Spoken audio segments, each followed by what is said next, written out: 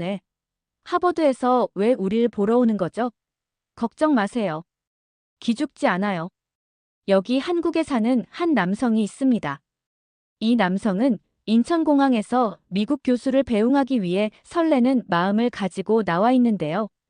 그런데 그 교수가 한국의 수업 방식에 의심을 품으며 확인한다는 말에 당황해 하고 있었는데요. 도대체 이 남성은 어떤 말에 당황하였으며 이 미국 교수는 왜 갑자기 학교에 가자마자 놀라던 이유가 있었다고 하는데 그게 무엇이었을까요? 그럼 오늘의 사연 한번 들려드리겠습니다. 아직도 그가 비행기에서 내리던 순간을 기억했어요. 저는 인천공항 넓은 도착장 한가운데 서 있었어요. 저는 클립보드를 꼭 붙잡고 심장이 두근거렸어요. 안녕하세요. 제 이름은 이명진이고 교육부에서 일하고 있어요. 오늘은 하버드 대학교의 에드워드 스톤 교수님을 맞이하는 담당이었어요. 저는 출구 쪽으로 걸어오는 승객들의 얼굴을 두루 살펴봤어요. 어떤 분들은 무거운 가방을 들고 있었고 또 어떤 분들은 긴 비행에 지친 기색이었어요. 그러다 그분을 발견했어요. 키가 크고 단정한 어두운 코트 위에 깔끔한 흰 셔츠를 입고 있었어요. 조용히 따라오는 캐리어 소리만 들렸어요. 그의 걸음은 목적이 분명한 사람처럼 또렷하고 당당했어요. 저는 깊은 숨을 들이쉬고 재킷을 단정히 고쳐 입은 뒤 앞으로 걸어갔어요. 교수님, 스톤 교수님 맞으세요? 하고 살짝 손을 들며 인사했어요. 그분은 잠시 멈추어 제 명찰을 살펴보더니 한 번 고개를 끄덕였어요. 표정은 변화가 없었고 눈빛은 이미 주변을 평가해 보려는 듯 날카로웠어요. 한국에 오신 걸 환영해요. 하고 제가 말했어요. 작은 인사를 겸해 허리를 살짝 굽혔어요. 제가 배운 한국 예절 중 가장 먼저였거든요. 교수님은 저에게 살짝 고개를 끄덕이셨고 팔짱을 끼셨어요. 그는 공항을 둘러보며 차분히 관찰했어요. 미소는 없었어요. 한국은 시험 위주 교육에 암기 위주라고 들었어요. 정말 그런가요? 목소리는 작았지만 단호했어요. 마치 갑자기 시험 문제를 던진 것 같은 기분이었어요. 저는 목구멍이 잠깐 가쁘더라도 침착하게 대답했어요. 교수님, 그런 얘기를 들으셨겠지만 오늘은 조금 다른 모습을 보여드리고 싶었어요. 진짜 교실을 보시겠어요? 밝고 자신 있는 어조로 말했어요. 교수님이 눈썹을 살짝 올리셨고 이내. 좋아요. 근사한 연출 말고 있는 그대로 보고 싶어요. 라고 말씀하셨어요. 그 말은 도전처럼 다가왔고 제 가슴에는 희망이 스며들었어요. 바로 제가 바라는 기회였거든요. 학생들이 매일 배우는 진짜 현장을 보여줄 수 있는 기회였어요. 우리는 수화물 찾는 곳을 지나 자동문을 통과했어요. 저는 검은색 세단을 가리키며 이쪽이에요. 여기 타세요. 라고 했어요. 교수님은 뒷좌석에 조용히 오르시고 캐리어를 놓으신 뒤 문을 닫으셨어요. 저는 운전석에 앉아 시동을 걸었어요. 운전하면서 뒤돌아본 교수님 얼굴을 확인했어요. 라디오에서는 부드러운 멜로디가 흘러나와 제 마음을 차분하게 해줬어요. 교수님은 노트북을 두드리다 저를 바라보며 학교까지 얼마나 걸리나요? 하고 물으셨어요. 약 40분쯤 걸려요. 외국 손님이 잘 오지 않는 동네에 있는 학교여서 있는 그대로의 모습을 보실 수 있을 거예요. 라고 제가 답했어요. 교수님은 다시 한번 고개를 끄덕이시고 잠시 눈을 감으셨다가 떴어요. 마치 첫인상을 내려놓고 새로운 것을 받아들일 준비를 하시는 것 같았어요. 그 순간 제 가슴은 벅찬 희망으로 가득 찼어요. 이 여정이 이제 막 시작됐지만 그 순간만큼은 모든 것이 가능해 보였어요. 교문이 앞에서 활짝 열렸어요. 저는 스톤 교수님을 좁은 오솔길로 안내했어요. 양옆엔 낮게 다듬은 생울타리와 화사한 국화꽃이 줄지어 있었어요. 공기에는 분필 가루와 가을 낙엽 냄새가 은은하게 섞여 있었어요. 종이 울리자 마당에 소리가 울려 퍼졌고 아이들이 웃으며 수다 떨며 저희 곁을 바삐 지나갔어요. 저는 교수님을 건물 안으로 안내했어요. 벽마다 아이들이 그린 나무 크레용 그림과 종이 눈송이들이 붙어 있었어요. 방문객 환영. 이라고 알록달록하게 적힌 큰 현수막도 걸려 있었어요. 저는 교수님 눈길을 끌어보려 했지만 교수님은 앞만 똑바로 보며 진지하고 굳은 표정이었어요. 저희는 502호 교실 앞에 멈춰 섰어요. 저는 깊게 숨을 들이쉬고 문을 2번 톡톡 두드렸어요. 들어오세요. 따뜻한 목소리가 들려왔어요. 저는 문을 밀어 열고 살짝 허리 숙여 인사했어요. 교실 안은 밝고 분주했어요. 25명의 학생이 5개씩 붙여놓은 책상 무리에 둘러앉아 있었어요. 교탁 앞에는 박서현 선생님이 서 있었어요. 수학 선생님이신데 20 후반쯤 돼 보였어요. 선생님은 저희를 보고 환하게 웃으며 안녕하세요, 스톤 교수님, 명진 씨 하고 밝게 인사하셨어요. 교수님은 간단히 고개를 끄덕이셨어요. 노트를 교실 뒤쪽 책상 위에 올려놓으시고는 주변을 유심히 살피셨어요. 박 선생님이 살며시 손뼉을 쳤어요. 오늘은 특별한 문제를 풀어볼 거예요. 피자가 아니라 축구 경기라고 상상해봐요. 학생들은 바로 자신의 그룹으로 몸을 돌렸어요. 저는 학생들 얼굴이 밝아지는 걸 지켜봤어요. 서로 작은 목소리로 계산을 속삭이고 종이 조각에 숫자를 쓰고 동그라미와 선을 그리면서 자기만의 방법을 찾아갔어요. 한 남자아이가 옆에 있는 친구에게 분수로 다 바꿔보자 라고 말하는 것 같았고 다른 여자아이는 칠판 마커로 책상 위에 간단한 막대 그래프를 그렸어요. 학생들이 다양한 방법을 이야기하면서 서로 토론해요. 어떤 방식이 더 좋은지 스스로 결정하는 거죠. 하고 조용히 설명했어요. 제 생각에는 왜 선생님께 직접 답을 묻지 않을까? 라는 의문이 드셨을 거예요. 하지만 학생들은 여전히 서로 설득하고 논쟁하며 해결책을 찾았어요.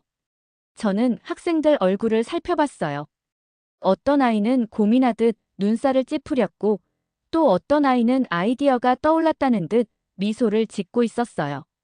저는 페니 종이를 더 빠르게 스치는 소리를 들을 수 있었어요. 어깨도 조금 풀린 듯 보였어요. 박 선생님이 활짝 웃으시며 물었어요. 교수님, 질문 있으세요? 교수님은 천천히 고개를 끄덕이시고 네, 하시며 목소리를 가다듬으셨어요. 이렇게 가르치신 지 얼마나 되셨나요? 박 선생님은 눈을 반짝이며 저희는 항상 아이들이 잘 아는 실제 게임이나 음식 같은 이야기로 시작해요. 그리고 서로 이야기하고 토론하고 가르치게 해요. 라고 설명하셨어요. 저는 얼굴에 미소가 번지는 걸 느꼈어요. 교수님은 더 많은 메모를 하시며 밝은 교실을 두리번거렸어요.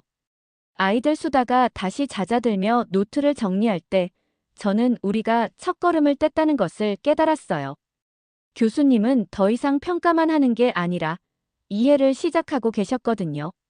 저희는 화사한 복도를 지나 사회교실로 걸어갔어요. 제가 손가락으로 가리키며 다음엔 전 세계 사람들이 어떻게 인사하는지 배워볼 거예요. 라고 말씀드렸어요. 스톤 교수님이 눈썹을 살짝 올리시며 인사한다고요? 하고 물으셨어요. 저는 고개를 끄덕이며 네, 이번 시간은 김동훈 선생님 사회 시간이에요. 학생들이 서로 다른 문화를 이해하도록 하는 수업이죠. 라고 답했어요. 교실 문을 부드럽게 밀어 열었어요. 안에는 크레용 냄새와 오래된 책 냄새가 섞여 있었어요. 긴 책상들이 유자 모양으로 배치돼 학생들이 서로 마주보게 앉아 있었어요. 한쪽 벽엔 큰 세계 지도가, 그 옆엔 10개국의 작은 국기가 핀으로 붙어 있었어요. 교탁 위에는 디지털 태블릿이 놓여 있었어요. 선생님은 활짝 웃으며 손을 흔드시며 안녕하세요, 스톤 교수님, 명진 씨. 라고 인사하셨어요. 목소리가 따뜻하고 에너지가 넘쳤어요. 교수님은 공손히 고개만 끄덕이신 채 손을 등 뒤로 깍지 끼시고 교실을 둘러보셨어요. 김 선생님이 살포시 손뼉을 치셨어요. 오늘은 세계 각국의 인사를 직접 연기해 볼 거예요. 하지만 먼저 인사가 왜 중요한지 이야기해 볼게요. 선생님이 태블릿을 탭하자 스크린에 인사 존중, 전통, 연결이라는 슬라이드가 떴어요. 한 학생이 손을 들고 말했어요. 선생님, 한국에서는 절을 해요. 존중을 나타내죠. 일본도 절을 하지만 각도는 조금 달라요. 허리를 좀 더 깊이 숙이며 절하셨고 학생들은 예의 바르게 웃었어요. 그 다음 선생님이 태국 국기를 가리키며 태국의 Y를 보여줄 수 있는 사람 하고 물으셨어요. 빨간 모자를 쓴 한 남자아이가 뒤에서 일어나 손바닥을 가슴 앞에서 마주대고 살짝 고개를 숙였어요. Y 하고 조용히 말했어요. 스톤 교수님이 몸을 앞으로 살짝 기울이며 어떻게 배웠나요? 라고 물으셨어요. 그 학생이 웃으며 영상을 보고 조별로 연습했어요. 라고 답했어요. 김 선생님은 고개를 끄덕이시고 이제 프랑스를 해볼까요? 하시며 포니테일을 한 여자아이를 가리키셨어요. 프랑스식 라 비즈를 보여주세요. 그 아이는 웃음을 참지 못하고 볼을 살짝 터치하며 라 비즈 하고 말했어요. 친구에게 2번 톡톡하며 인사를 해보였어요. 저는 조용히 어깨를 으쓱하며 놀이가 배우는 방식이에요. 라고 대답했어요. 김 선생님이 다시 마오리족의 뉴질랜드 국기를 가리키며 홍기를 시연해볼 2명을 골라볼까요? 하셨어요. 키 큰 2 남자아이가 서로 마주서서 이마와 코를 살짝 맞대었어요. 교실 안은 고요해졌고 저도 그 순간의 존중을 느낄 수 있었어요. 스톤 교수님은 잠시 눈을 감았다가 뜨시며 정말 개인적인 인사네요. 라고 부드럽게 말씀하셨어요. 한 학생이 같은 숨을 나눈다는 의미예요. 우리의 연결을 보여주죠. 라고 답했어요. 수업이 끝날 무렵 스톤 교수님이 일어나셨고 학생들은 놀란 듯 자리에 그대로 앉아 있었어요. 교수님은 목소리를 가다듬으며 솔직히 말씀드리자면 하시고 잠시 멈추신 뒤 저는 암기 위주의 수업을 기대했어요. 날짜를 외우고 이름을 외우는. 그런데 오늘 저는 존중과 호기심, 자신감을 보았어요. 교수님은 저를 바라보시며 속삭였어요. 명진 씨, 이게 진짜 수업이네요. 저는 환하게 웃으며 답했어요. 교실은 책과 시험 그 이상이었어요. 마음과 생각이 세상과 만나는 곳이었거든요. 우렁찬 종소리가 다시 울렸어요. 학생들이 윤민재 선생님 과학실로 조용히 들어갔어요. 공기에는 촉촉한 흙 냄새와 새 종이 냄새가 섞여 있었어요. 각 책상 위에는 작은 화분이 놓여 있었고 화분마다 콩 씨앗 하나씩이 심어져 있었어요. 윤민재 선생님이 활짝 웃으며 손을 흔드셨어요. 안녕하세요, 스톤 교수님, 명진 씨 하고 따뜻하게 인사하셨어요. 오늘은 식물 생장 실험을 해볼 거예요. 저는 3가지를 준비했어요. 빛, 물, 토양 종류예요. 5명씩 한 팀을 지어 각 팀이 하나를 선택할 거예요. 그리고 예측하고 측정하고 기록하는 거예요. 칠판 위에는 빛, 물, 토양이라는 3가지 제목이 적혀 있었고 각 제목 아래에 간단한 질문이 적혀 있었어요. 빛이 많으면 식물이 더 빨리 자랄까요? 성장에 가장 좋은 물의 양은 얼마일까요? 어떤 토양이 가장 건강할까요? 모래, 점토, 아니면 혼합토? 앞줄에 앉은 한 남자아이가 손을 들었어요. 윤 선생님, 저희 팀은 2가지를 선택해도 될까요? 선생님은 상냥하게 고개를 저으셨어요. 한 팀당 하나만 선택해요. 그래야 결과를 명확히 비교할 수 있어요. 한 팀은 빛을 선택했어요. 그들은 화분을 환한 창가에 놓았어요. 또 다른 팀은 물을 택해서 작은 피펫으로 10ml 물을 재서 조심스럽게 화분에 떨어뜨렸어요. 3번째 팀은 토양을 연구했는데 한 팀은 모래 흙을, 다른 팀은 점토 흙을, 마지막 팀은 혼합토를 사용했어요. 윤 선생님은 각 팀에 워크시트를 나눠주셨어요.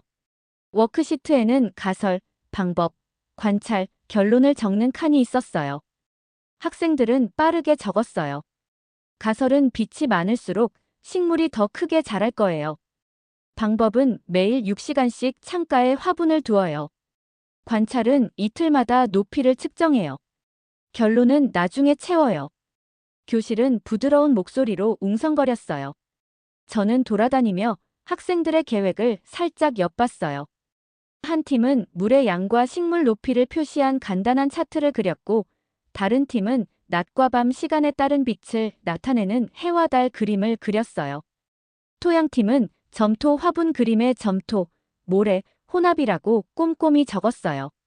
저희는 성장등이 놓인 한쪽 구석으로 갔어요. B팀은 화분을 밝은 램프 아래에, 어두운 곳 팀은 그림자진 곳에 배치했어요. 밝기의 차이가 확연했어요. 한쪽은 환히 빛나고 다른 쪽은 그늘졌어요. 시작해봅시다. 윤 선생님이 말씀하셨어요. 이제 식물에 물을 주고 첫 관찰을 기록하세요. 학생들은 몸을 숙여 조심스럽게 물을 붓거나 화분 위치를 조정하며 서로 조심히 가운데에서 측정해 흙 위에서 높이를 써 라고 이야기했어요. 10분쯤 지나자 윤 선생님이 다시 손뼉을 치셨어요. 잘했어요, 여러분. 이제 이야기해볼까요? 지금까지 무엇을 발견했나요? 한 남자아이가 손을 들고 아직 변화는 없었지만 B팀 화분이 더 따뜻하게 느껴졌어요. 라고 했어요. 교수님은 고개를 끄덕이며 그 이유가 뭐라고 생각하나요? 라고 물으셨어요. 학생들은 서로를 바라보다가 모래가 물을 덜 잡아두니까 빨리 마르는 것 같아요. 라고 대답했어요. 수업이 끝나자 학생들은 워크시트를 파일에 차곡차곡 넣었어요. 교실은 주말 계획과 과학 질문으로 다시 활기를 띠었어요. 교수님은 환한 교실을 한 번 더 둘러보시고 이게 진짜 교육이군요. 라고 속삭이셨어요. 과학 수업이 끝난 뒤 저는 스톤 교수님을 환한 복도로 안내해 미술실로 향했어요. 문은 하늘색으로 칠해져 있었고 구름 무늬가 그려져 있었어요. 복도 양옆 벽에는 학생들의 작품이 주렁주렁 걸려 있었어요. 제가 살며시 노크하고 문을 열어드리자 미술실 안은 마치 무지개가 터진 것처럼 선반마다 온갖 색이 가득했어요. 교탁 앞에는 최유진 선생님이 계셨어요. 선생님은 물감이 여기저기 묻은 노란 앞치마를 두르고 머리에는 알록달록한 반다나를 메고 환히 웃고 계셨어요. 어서 오세요. 스톤 교수님, 명진 씨. 오늘은 미래의 한국을 그려볼 거예요. 하고 부드럽게 인사하셨어요. 자, 모두 모여보세요. 학생들은 너도 나도 중앙으로 달려와 운동화 끽끽 소리를 냈어요. 선생님은 각자에게 큰 도화지를 나눠주시며 마음껏 색깔을 골라서 자라서 바라보는 한국의 모습을 그려보세요. 자연, 기술, 공동체 어떤 것이든 좋아요. 라고 하셨어요. 아이들은 웃으면서 붓을 물감에 찍었어요. 친구 셋은 점토로 작은 학교 건물을 빚어 창문과 문까지 정성껏 만들었어요. 교수님은 노트에 펜을 두드리시며 다가가셨다가 나무 심는 거대한 로봇을 그리는 소년 책상에 다가가 멋진 아이디어네요. 왜 로봇으로 나무를 심고 싶나요? 라고 부드럽게 물으셨어요. 소년은 반짝이는 눈으로 로봇이 숲을 더 빨리 조성해주면 산소도 많아지고 공기도 깨끗해질 것 같아서요. 라고 설명했어요. 교수님은 고개를 끄덕이시고 다른 탁자로 가셨어요. 거기서는 키 큰 소년이 깨끗한 강에 오리와 물고기가 헤엄치는 그림을 그리고 모두가 깨끗한 물을 마시길 바라요. 쓰레기 없이 생명만 가득한 강을요. 라고 적었어요. 그동안 최유진 선생님은 탁자 사이를 오가며 여기 따뜻한 색을 잘 사용했네요. 아이디어에 대해 더 이야기해 볼까요? 하며 칭찬과 질문을 던지셨어요. 학생들은 뿌듯해하며 작품을 설명했어요. 20분쯤 지나자 선생님이 작은 종을 울리셨어요. 시간 다 됐어요. 발표해 볼까요? 교실이 조용해졌고 한 명씩 일어나 그림을 들어보이며 발표했어요. 로봇이 나무를 심는 미래, 할아버지 할머니와 손주가 함께 K-팝 춤을 배우는 무도장, 바람으로 움직이는 떠다니는 도시, 오래된 절에 지어진 도서관까지 각자의 꿈이 생생히 전해졌어요. 마지막으로 최 선생님이 교수님을 향해 교수님도 꿈을 나눠 보실래요? 라고 하셨고, 교수님은 잠시 망설이다가 빈 탁자에 앉으셨어요. 파란 크레파스를 집어들고 천천히 아이가 책을 들고 있는 실루엣을 그리셨어요. 주변에는 손을 잡은 사람들이 둥글게 둘러앉은 원을 그리셨죠. 완성하자 교수님은 그림을 들어보이며 책을 든 아이와 그 주위를 둘러싼 공동체예요. 저는 교사, 학생, 가족이 함께 손을 잡고 배우는 교육을 꿈꿔요. 라고 조용히 말씀하셨어요. 교실은 일순 박수갈채로 가득 찼어요. 교수님은 저를 바라보시며 속삭이셨어요. 명진 씨, 한국이 시험만 중요하게 생각한다고 왔는데 오늘은 사람의 마음을 중요하게 여긴다는 걸 배웠어요. 교실을 나서며 학생들이 안녕히 가세요. 라고 외치며 손을 흔들었어요. 교수님은 노트를 조용히 덮고 부드러운 목소리로 가짜 연출이 아니었어요. 진짜 살아있는 교육이었어요. 라고 말씀하셨어요. 이 미술실에서 마음과 생각이 만나 한국의 진정한 정신이 어떤 시험 점수보다 더 밝게 빛났어요. 다음 날 아침, 저는 호텔 로비에 도착해 스톤 교수님을 만났어요. 노트에는 스케치와 메모가 가득했어요. 오늘 교수님은 서울대학교에서 강연을 할 예정이었어요. 강연장은 엄청 컸어요. 선생님들과 학생들, 기자들로 가득 찬 공간에서 설렘이 느껴졌어요. 공기에는 명찰 종이 냄새와 신선한 커피 향이 섞여 있었어요. 저는 맨 앞줄에 앉아 프로그램을 꼭 쥐고 있었어요. 스톤 교수님이 무대 위로 걸어 나오셨어요. 조명이 어두워지자 스포트라이트가 교수님을 비췄어요. 교수님은 목소리를 가다듬으며 한국에 왔을 때 저는 조용히 사실만 암기하는 교실을 보리라 생각했어요. 대신 저는 목소리를 발견했어요. 아이들이 아이디어를 나누고 문제를 해결하고 예술을 만드는 목소리를요. 라고 시작하셨어요. 버튼을 누르자 첫 번째로 수학 수업 사진이 크게 화면에 떠올랐어요. 25명의 학생이 책상에 엎드려 원을 그리고 있던 장면이었어요. 청중 사이에서 웅성거림이 일었어요. 다음으로 사회교실의 인사수업, 과학실의 화분 실험, 그리고 미술실의 나무 심는 로봇과 김치 그림까지 차례로 보여주셨어요. 수업마다 교수님은 말을 이으시며 교육은 단지 시험이 아니었어요. 존중과 호기심, 그리고 공동체에 관한 것이었어요. 잠시 멈추시더니 가르치러 왔지만 오히려 배웠어요. 라고 웃으며 덧붙이셨어요. 청중은 우레 같은 박수로 화답했어요. 강연 후 기자들이 몰려들어 카메라 플래시가 번쩍였어요. 한 기자가 교수님, 한국 학교에서 가장 놀랐던 점은 무엇인가요? 라고 묻자 교수님은 따뜻함이에요. 학생들이 서로 돕는 모습, 선생님들이 지시하기보다 이끄는 방식이요. 라고 답하셨어요. 그날 저녁, 그 말은 주요 뉴스 채널을 타고 퍼졌어요. 저는 교수님을 모시고 산골 작은 마을 학교에 갔어요. 키 큰 소나무 아래 10명의 학생이 하나의 교실을 쓰고 학교 텃밭에서 채소를 키워 시장에 팔 가격을 계산하더라고요. 교수님은 신기해하시며 또다시 메모를 하셨어요. 한 달 뒤 교수님은 부산의 혁신학교를 방문하셨어요. 학생들은 노인 이웃이 장을 보기 편하도록 도와주는 로봇을 만들고 있었어요. 교수님은 간단한 영어로 대화하시며 하이파이브를 나누셨어요. 그때 저는 깨달았어요. 교수님이 완전히 달라지셨다는 걸요. 그 첫 방문 1년 뒤 저는 보스턴으로 갔어요. 교수님이 한때 가르치시던 초등학교 앞에 서 있었어요. 문 위 간판엔 선라이즈 엘러멘트리라고 쓰여 있었어요. 교실 벽에는 학생들의 작품이 걸려 있었어요. 한글 서예와 밝은 색의 그림들, 그리고 함께 배우고 함께 성장하자 라는 문구가 있었어요. 저는 그분의 교실로 걸어 들어갔어요. 명진 씨 하며 환한 미소로 반겨주셨어요. 교수님은 저에게 다가와 속삭이셨어요. 아이들이 한국에서 제가 배운 모든 것을 기억해요. 그리고 첫 방문 때 썼던 낡은 노트를 들어보이시며 이건 제 교육 성경이에요. 라고 말씀하셨어요. 그로부터 2년 후 교수님의 책 무릎 꿇은 교수 한국 교실에서 얻은 교훈이란 책이 전 세계에 출판되었어요. 10개국에서 베스트셀러가 되었어요. 수학 토론, 인사 수업, 과학 실험, 미래의 꿈 그림까지 한 장 한 장이 담겨 있었고 전 세계 선생님들이 그 책을 읽고 자신의 수업을 바꾸기 시작했어요. 지금 저는 돌아보며 웃어요.